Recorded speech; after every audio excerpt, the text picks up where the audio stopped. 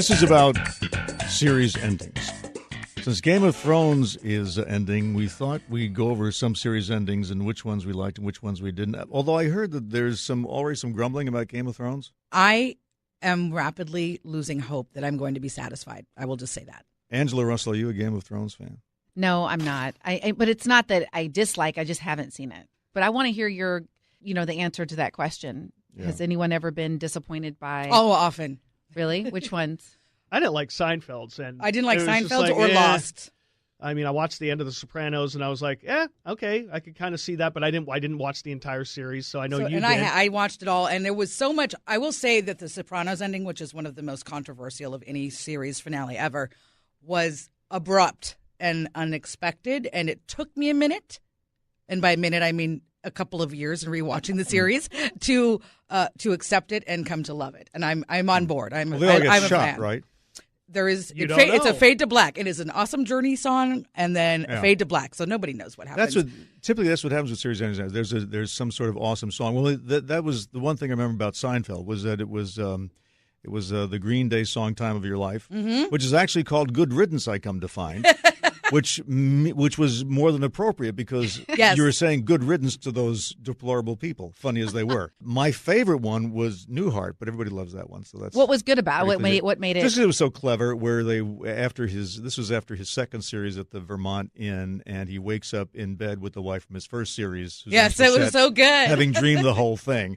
And when you read about how that was planned so they could spring the surprise on the audience without, giving it away too soon, I thought the whole thing was just very clever. My very, very favorite series finale ever from my childhood, and I can barely speak of it without coming to tears, is the MASH finale. It was emotional to me. I was young. I won't say how old I was, but I was very young, and I remember watching that with my parents, and it was so well done. It was a very introspective episode all about Hawkeye, Alan Alda's character, and some of the mental issues that he had gone through, it was weird because I was pretty young and it was not necessarily something I got at length at that age, but I had grown up watching that show and had become so a part of those characters and their journey in that, and it ended very well, and I was very happy with it. You brought up Gilligan's Island. Yeah, and I had misremembered because I forgot the last episode they didn't know was the last episode. I was mistaking it with the 2-hour movie that came out later where they did finally get off the island, and then they all got back together for a little reunion, and they went out on a cruise again and got lost again. so I kind of mistaken that was the end. That was a final episode, but that was a 2-hour movie that was after.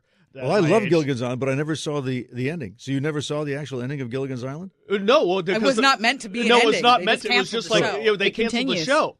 Until they came out with this made-for-TV movie that came out, a couple years later? I don't know how many years later. And that happens a lot. There were the show Heroes, right? That was abruptly canceled. Arrested Development was abruptly canceled.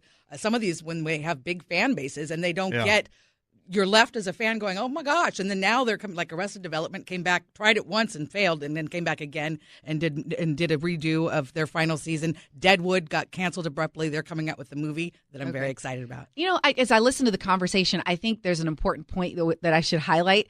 And it's so often there are people, and maybe me included sometimes, but we wear it as a badge of honor that, we don't watch any TV. We don't do that.